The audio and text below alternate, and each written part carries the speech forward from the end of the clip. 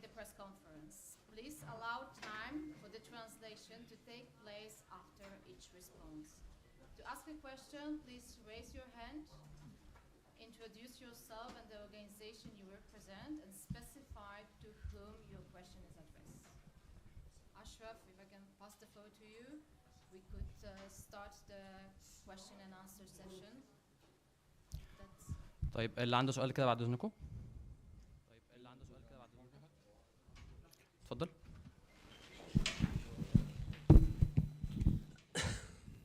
بعد اذن حضرتك بس تنبيه على كل الزملاء، الاسئله بس تكون خاصه بالماتش بتاع بكره، مفيش اي اسئله خارجه، مفيش اي حاجه عن اي حاجه خارج الماتش بتاع بكره.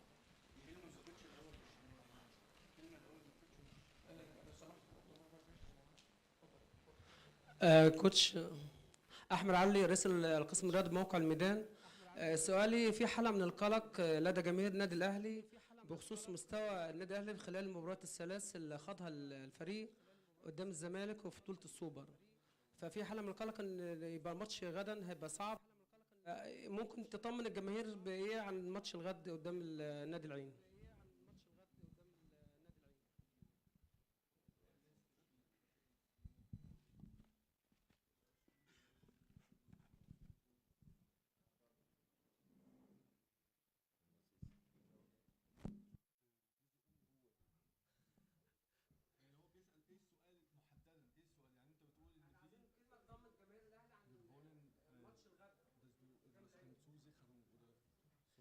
Ja, also ich werde jetzt sicher keine Zusicherung geben. Ne? Also es ist natürlich so, wenn wir ein bisschen weiter zurückschauen. Ne? Wir haben sehr lange gespielt in der Meisterschaft noch. Wir haben dann in der Meisterschaft unseren Pokal nicht gespielt, weil in der Meisterschaft hätten wir noch einen Monat weiterspielen müssen. Dann waren die Spieler und speziell natürlich auch die Nationalspieler, die um die 70 Spiele gespielt haben, waren natürlich auch müde und die brauchten dringend Erholung. Und dann haben wir wieder angefangen und dann haben wir nicht so viel Zeit gehabt, weil natürlich schon wieder Champions League Qualifikation anstand. Ja, und wir konnten nicht irgendwie ein Trainingslager machen oder wir hatten nicht 4-6 Wochen, was eigentlich normal wäre für einen Aufbau. Das hatten wir nicht zur Verfügung. Und dann ist es normal, wenn man dann beginnt und natürlich noch nicht so im Rhythmus ist oder nicht jetzt Spiele hat, vielleicht im Pokal oder in der Meisterschaft, wo man vielleicht nicht diesen ganz hohen Rhythmus hat, wie wenn man international oder um Titel spielt, was wir jetzt in der letzten Zeit hatten, oder die Spiele, die wir gespielt haben, das waren nur, es ging um die Qualifikation für die Champions League, es ging Supercup gegen Zamalek, auch um einen Pokal, jetzt ging es um den ägyptischen Supercup, also da war nicht viel Zeit, um eben das aufzubauen, und dann ist es normal, und das habe ich in den letzten 2 Jahren, haben wir das auch schon erlebt. Und das braucht halt ein bisschen Geduld. Und ich weiß, dass die Ägypter nicht so geduldig sind. Aber ich muss es nochmals sagen, wir können auch nicht zaubern. Ja, und die Spieler brauchen halt eine gewisse Zeit. Gerade auch die Nationalspieler, die weg waren. Ich war selber Nationaltrainer. Und dementsprechend weiß ich, dass man da im physischen Bereich nicht viel macht oder nicht viel machen kann, weil man nur 10 Tage zusammen ist, meistens 2 Spiele hat, und dementsprechend ist wichtig, dass man in der Taktik arbeitet, dass man natürlich dann auch wieder Erholung gibt. Also die physische Vorbereitung liegt beim Club und dementsprechend hatten wir diese Zeit bis jetzt nicht, und ja, ich glaube, wir haben das jetzt auch in den letzten 2 Jahren gezeigt, dass wir das hingekriegt haben. Und wir haben jetzt das letzte Spiel, haben wir ein gutes Spiel gemacht gegen Zamalek und haben dann im Elfmeterschießen gewonnen. Und klar, wir wollen morgen schauen, dass wir da natürlich dieses Spiel auch für uns entscheiden können, speziell wenn wir zu Hause spielen und unsere Fans uns fantastisch unterstützen werden.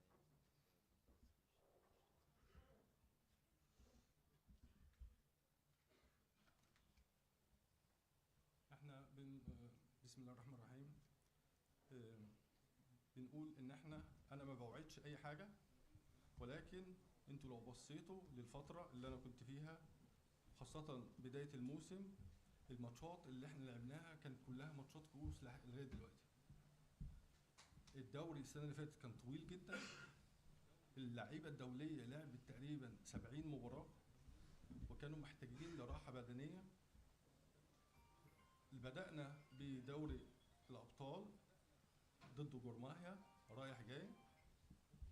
معسكر الإعداد عادة اللي أنا محتاجه بيستغرق من 4 ل6 أسابيع، وده ما كانش متاح. طبيعي، ده أمر طبيعي جدا إن في بداية الموسم يكون المستوى البدني والذهني للعيبة مش على أعلى مستوى، لازم الناس تقدر الكلام ده. زي ما هو بيكرر ان احنا لعبنا ال6 ماتشات كان لازم كل ماتش نفوز فيها، كانت على الالقاب. ضد جورماهيا لعبنا في التاهل لدوري المجموعات في بطوله افريقيا، لعبنا سوبر الافريقي ضد الزمالك، لعبنا بعد كده ضد سيراميكا علشان نوصل للنهائي في السوبر المصري، وقابلنا الزمالك تاني في نهائي السوبر المصري. كان الوضع بالنسبه لنا انا متعود عليه السنتين اللي فاتوا ان احنا نشتغل تحت ضغط. احنا محتاجين شويه ان الناس تصبر علينا. من خلال خبرتي في السنتين دول ان المصريين ما بيعرفوش يصبروا. الناس لازم تتعلم الصبر. احنا مش معانا عصايه سحريه هنقول كن فيكون. انا كنت مدرب دولي للنمسا وعارف كويس ان كمدرب للمنتخب ان الشغل البدني كله ما بيكونش معايا. اللعيبه بتجيلي لمده 10 ايام ببقى مسؤول ان انا العب بهم ماتشين، فما بقدرش اشتغل معاهم بدني، انا بشتغل معاهم على التكتيك وبشتغل معاهم على الجانب الذهني والفني. الشغل البدني كله موجود في النادي والنادي هو المسؤول عنه، لازم الناس تاخد بالها من الكلام ده. اكدنا وبنأكد ان احنا لعبنا ضد الزمالك الماتش ده كويس، ده بيدينا ثقه كبيره وان احنا هنلعب بكره وعندنا امكانيات كبيره وفرص كبيره ان احنا نفوز، خاصه قدام جماهيرنا العظيمه اللي بتساندنا دايما، وانا عندي احساس كويس ان احنا هنفوز بكره ان شاء الله. طب اتفضل سؤال تاني.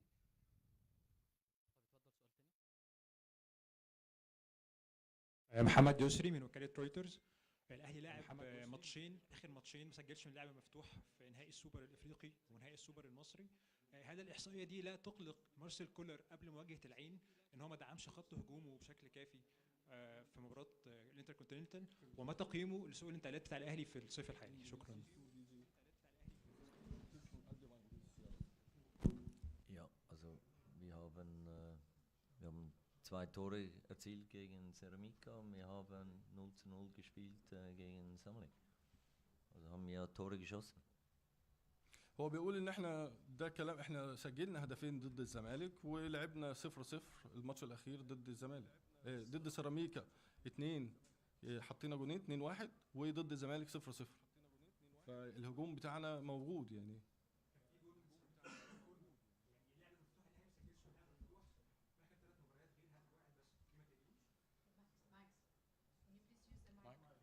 ما هو بنكرر ضد سيراميكا جبنا جونين، ازاي بقى مش فاهم السؤال بتاع حضرتك. كان الجونين كان فيهم جون من كورنر. انا بتكلم ان الاهلي لا يسجل من لعب مفتوح في اخر المباريات. Ja, ist das kein Tor? يعني الماتش اللي الجون اللي جه من الضربه الركنيه ده ما يتحسبش يعني، ولا هو اللي بيسبق؟ طيب خلاص اتفضل. طبعا برحب بمستر كوره كابتن محمد الشناوي. سؤالي للكابتن محمد الشناوي، لازم اقول لك مبروك، قائد كبير للنادي الاهلي ودايما في المواعيد الكبيره بتكون حاضر. بهنيك شخصيا على ادائك في المباراه الاخيره. دوركم كلاعيبه كبيره، يمكن قدركم ان انتوا الفريق الوحيد اللي في العالم تقريبا اللي لعب على 3 بطولات في خلال شهر، منافسات قويه وفي 3 دول مختلفه. دايما مواجهات الاهلي مع الفرق العربيه او فرق الخليج دايما بيبقى فيه يعني زي ما نقول مباريات دربيات. انتوا كلاعيبه كبيره هتتعاملوا ازاي في المباراه الكبيره دي قدام نادي العين، وخاصه يمكن بدنيا وفنيا زي ما مستر كوره قال مفيش وقت اساسا، انتوا بتتمرنوا يومين قبل كل مباراه. انتوا كلاعيبه كبيره دوركم ايه في مباراه مهمه مع نادي العين ان شاء الله غدا باذن الله؟ السلام عليكم الأول. طبعا احنا أول مرة نحط في الموقف ده، اللي احنا في شهر بنلعب 3 بطولات. زي ما الراجل قال، احنا الفترة اللي فاتت في ناس بتروح منتخب، وفي ناس لعيبات دولية بتروح المنتخب، والفترة اللي فاتت ديت لعبنا ماتشات كتير. بس اللعيبة اللي موجودة وكبيرة بنقعد مع بعض بنتكلم. احنا على طول محطوطين في النادي الأهلي، على طول دايما بنتحط بنعرف نلعب تحت ضغوط كويس جدا، وعلى طول بنتحط. اللي بيجي النادي الأهلي عارف ان النادي الأهلي على طول بيتحط في بطولات كتير، واحنا بنقعد مع اللعيبه بنتكلم معاهم في النقطه دي كويس. وخلاص زي ما احنا اي فرقه بنيجي بنلعبها بنحترمها بشكل كويس جدا. اي فرقه أكيد طبعا العين فرقه كبيره جدا، بطل اسيا، اكيد احنا عارفين الكلام ده، وبنحترم كل الفرق كبيره وصغيره. عشان كده احنا بنفكر خلاص في الماتش بتاع بكره بس، اللي فات خلاص نسيناه، ونفكر في بكره وبطوله جديده، واللعيبه عارفه الكلام ده، مركزين ان شاء الله بكره ومحضرين بشكل كويس. اتفضل.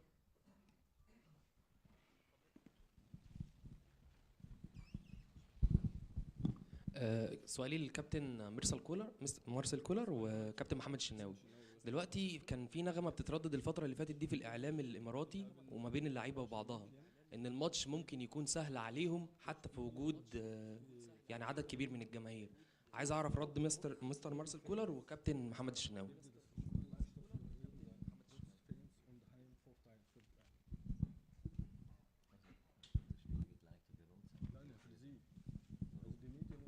هو بيسألك يعني ايه السبب ان التوجه في الاعلام الاماراتي ان هم الماتش سهل عليهم، بالرغم ان هم هيلعبوا في استاد القاهره ضد الاهلي. هم شايفين ان هم عندهم لعيبه كويسه ولعيبه تقدر تكسب قدام الاهلي قدام عدد كبير من الجماهير.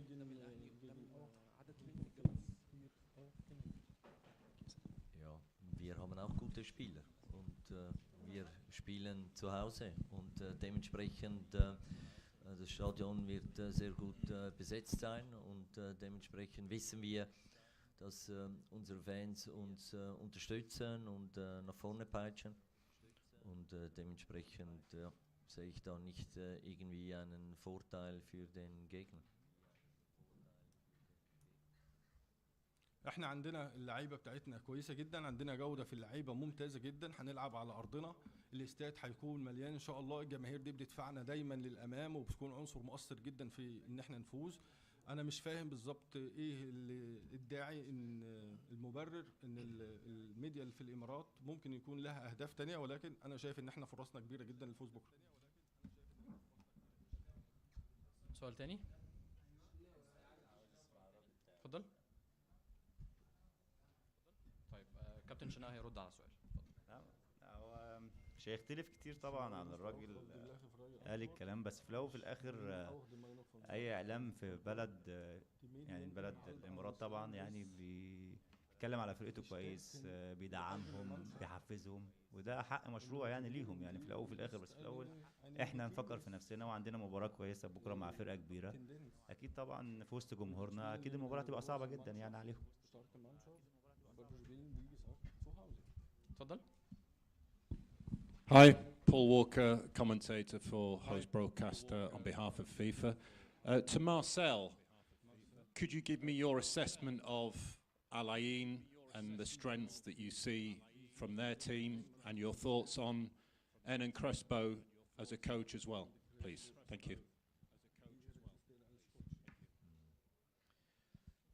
Also ich kann jetzt Crespo nicht beurteilen, weil ich ihn zu wenig kenne. Ich habe 2, 3 Spiele geschaut jetzt von Al-Ain und ja, sie haben natürlich auch eine sehr gute Mannschaft, die hervorragend Fußball spielen kann, die schnell nach vorne spielt, die dann dementsprechend auch versucht gut zu verteidigen und ja, unser Ziel ist natürlich hier zu Hause das Spiel versuchen zu bestimmen und versuchen erfolgreich zu gestalten und dementsprechend ja, kommen zwei starke Mannschaften gegeneinander und schlussendlich die wahrscheinlich konzentrierter ist und bewusster ist, die wird dann das Spiel gewinnen können.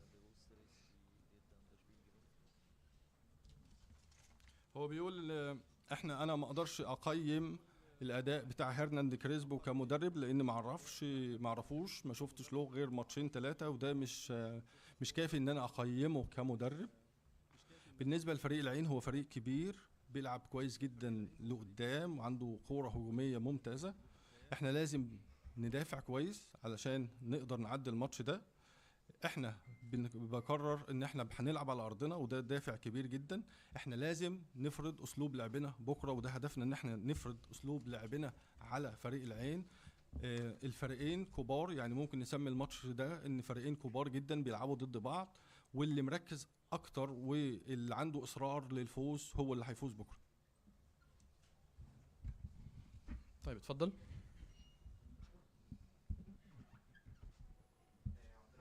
جريدة قلب الحدث. سؤالي لمستر مارسيل كولر. بالنسبة لسفيان رحيمي واحد من أفضل لعيبة نادي العين ومرشح لأفضل لاعب داخل أفريقيا، هل يظن إن هو يكون مصدر الخطوة الوحيد لنادي العين في نظر تألقه وإحراز هاتريك في نادي الهلال في آخر ماتش، ولا في مصادر تانية من الخطورة ممكن تكون موجودة؟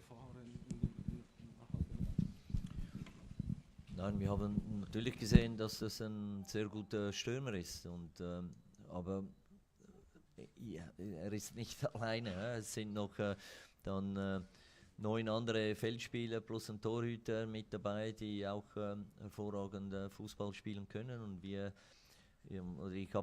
haben versucht, also unsere Spieler, unsere Mannschaft darauf vorzubereiten. Und dementsprechend wird sich das morgen zeigen. Aber wir wissen, dass sie natürlich individuelle Qualität haben und da müssen wir dementsprechend auch vorbereitet sein, wie das zu verteidigen ist.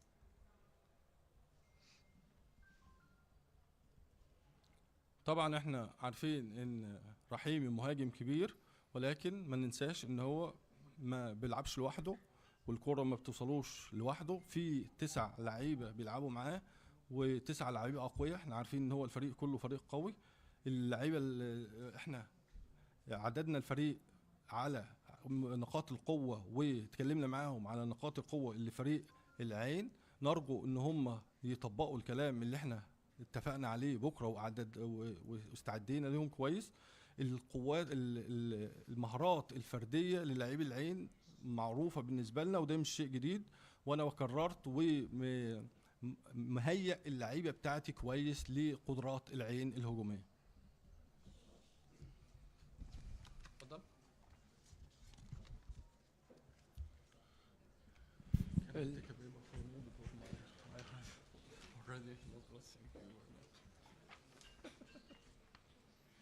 هسأل ولا استكمالا بس اصل هو مش معايا. ماشي. استكمالا بس للسؤال اللي فات بتاع سفيان رحيمي، هل مستر كولر عنده علم ان سفيان رحيمي كان مرشح من فتره من الفترات للانتقال للاهلي هكمل السؤال واسمعني للاخر بس. بقوه الانتقال للاهلي، فهل ده ورفض لاسباب ما مش هندخل فيها، فهل ده ممكن ياثر او يفرق معاه في تحضيره للاعب، يعني الاستعداد للاعب نفسه؟ سؤالي للشناوي. بعد اذنك ده مش سؤال في الماتش. ما انا بقول له استعداده يعني تحضيره للاعب نفسه، اللاعب ممكن يبقى متاثر نفسيا بشكل ما، هل ده هيفرق معاه ولا لا؟ هل هيبقى مستعد لحاجه زي كده ولا لا؟ بعد اذنكم هدوء بس، بعد اذنكم في الصوت شويه. الصوت. السؤال اللي بعده. سؤالي للشناوي بس اخر حاجه، هل بتتاثر سواء على المستوى الفني او البدني بالروتيشن اللي بيحصل في مركز حراسه المرمى في النادي الاهلي؟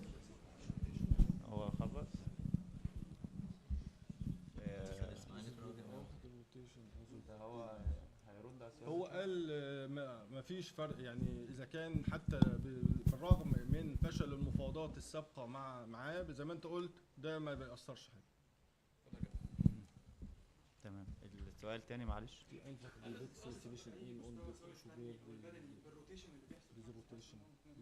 انا بتأثر يعني؟ انا عامه اتكلمت في الموضوع ده، يا ريت ما نتكلمش فيه تاني، يعني عايزين بس نركز في شغلنا بس يا ريت، واحنا احنا في النادي الاهلي مركزين في شغلنا بس. محمد علام، وكالة مصر البلد الإخبارية. أولا بهني مستر كولر على الفوز بالسوبر المصري، ونتمنى إن شاء الله التوفيق بكرة. أنا بسأل مستر كولر بالنسبة لموقف المصابين في النادي الأهلي، هل مازال في إصابات تؤثر على الفريق بكرة، ولا الحمد لله الدنيا كلها يعني بالنسبة للعيبة المصابة حضرت تمرين امبارح طبعا وهتحضر التمرين النهارده، فهل في مشاكل بالنسبة للمصابين؟ في مشاكل بالنسبة للتشكيل عشان المصابين؟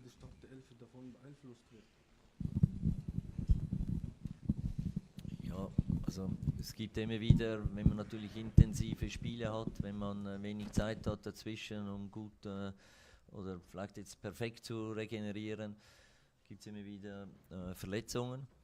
Wir haben aber ein großes Kader und es wird, klar, ist immer so, wenn Spieler verletzt sind und man wieder wechseln muss oder man jemand anders oder vielleicht als Trainer auch vielleicht gerne gehabt hätte, dass der Spieler dabei ist. Man muss flexibel sein, man muss das aufnehmen, man kann es nicht beeinflussen und dementsprechend ja, haben wir eben großes Kader und dann kommt der nächste kommt dazu und dann ist auch natürlich auch wieder gefragt, dass dann die Leistung stimmt, dass er die Leistung bringen kann und darum ist dann auch immer mal wieder wichtig, dass man auch etwas rotiert, dass der eine oder andere Spieler dann auch wieder Spielpraxis bekommt. هو ده امر طبيعي جدا، خاصه لما انت تلعب ماتشات قويه زي اللي احنا لعبناها في لغايه دلوقتي في الموسم، ان الاصابات تكون موجوده وان الاصابات دي محتاجه، وده طبيعي، امر طبيعي جدا ان الاصابات دي محتاجه وقت للعلاج والتاهيل البدني علشان يدخلوا معانا مره تانية اللعيبه المصابه. ولكن احنا عندنا سكواد كبير جامد بالنسبه للكيفيه والكميه، واحنا طبعا لما لعيب مننا بتصاب بنشوف البديل وبنجهزه. بالنسبه لي كمدرب بيبقى في بعض الاحيان بيبقى ساعات ان انا عاوز اللاعب بمواصفات معينه ما بيكونش متاح ليا، فبجهز وبدي كل قوتي ان انا اجهز الاحتياطي بتاعه بحيث ان هو يوصل لمستوى اللاعب الاساسي. بالنسبه للموضوع الاصابات بصفه عامه ده موضوع احنا ما نقدرش نتحكم فيه ولا اي حد يتحكم فيه. اللعيب اللي هو بننزله مكان الاحتياطي، يعني اللي هو اللعيب الاحتياطي اللي بننزله مكان المصاب، بيكون ده الشيء الايجابي في الموضوع، ان هو باخد فرصته ان هو يظهر نفسه ويكتسب حساسيه المباريات مره تانية. موضوع التدوير اللي هو الاجباري اللي هو بيتم من خلال الاصابات بيدينا في جهه يعني في جانب ايجابي لازم الناس تشوفها كمان، وانا شايفها ان هو بيدي للعيبه الاحتياطي او اللي ما بيلعبوش بانتظام حساسيه المباراه مره تانية. اتفضل. عادل كرايم AFP. كابتن محمد الشناوي، اولا مبروك على كاس السوبر. المباراه بكره مش بس مؤهله للدور قبل النهائي لكاس الانتركونتيننتال، لكن الفيفا اعتبرها بطوله تانية، بطوله افريقيا واسيا والباسيفيك. فباعتبارك كابتن الفريق وقائد لجيل تقريبا حقق كل حاجه في اخر 4 سنين، هل ده حافز اضافي وهل بتتكلم مع زمايلك في حاجه زي كده؟ طبعا بشكرك طبعا على البطوله طبعا، شكرا. اول حاجه طبعا احنا بالنسبه لنا المباراه بكره مباراه وبطوله، بس احنا عامه بنفكر في النهائي يعني ان شاء الله، يعني ده هدفنا وده اللي احنا بنتكلم فيه من اول ما بدانا لما رجعنا على طول من ماتش السوبر المصري، احنا بدانا نتكلم في الموضوع ده. بس احنا دايما على طول من السنه اللي فاتت بنتكلم ان كل ماتش بماتشه، ناخد بكره ماتش بتاع العين ربنا يكرمنا فيه اللي هنكسبه عشان نطلع على الماتش اللي بعديه عشان نوصل للنهائي، وده هدفنا ان شاء الله اللي احنا نوصل للنهائي. وعايزين نعمل تاريخ زي ما انت حضرتك بتقول، تاريخ للعيبه دي، اللعيبه دي عامله تاريخ كبير جدا. عايزين ان شاء الله ربنا يكرمنا ويوفقنا ان احنا ناخد البطوله دي ان شاء الله. اخر سؤال بعد اذنكم، اتفضل.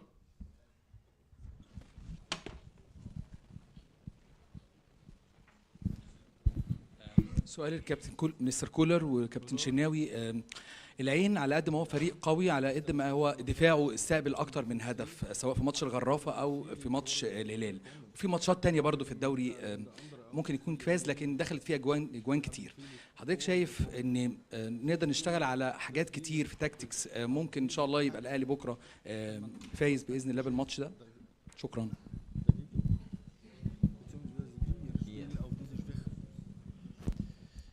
Ja, wie gesagt, wir wissen, dass es ein starker Gegner ist. Also, dass sie klar natürlich Tore bekommen haben, aber sie haben auch viele Tore geschossen. Und das ist natürlich da so ein bisschen zweischneidig. Also, wir können nicht nur nach vorne rennen, sondern wir müssen natürlich auch verteidigen. Und das ist das ganze Spiel so.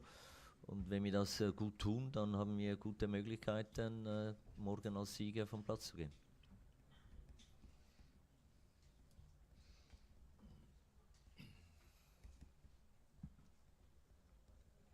احنا عارفين ان فريق العين خصم قوي جدا، وبالفعل هو احنا عارفين وكل الناس عارفه ان شباكه وشباك الفريق استقبلت اهداف كتير في الماتشات اللي فاتت، بس محدش يقدر يغفل كمان ان هو بالمقارنه احرزوا اهداف كتير جدا.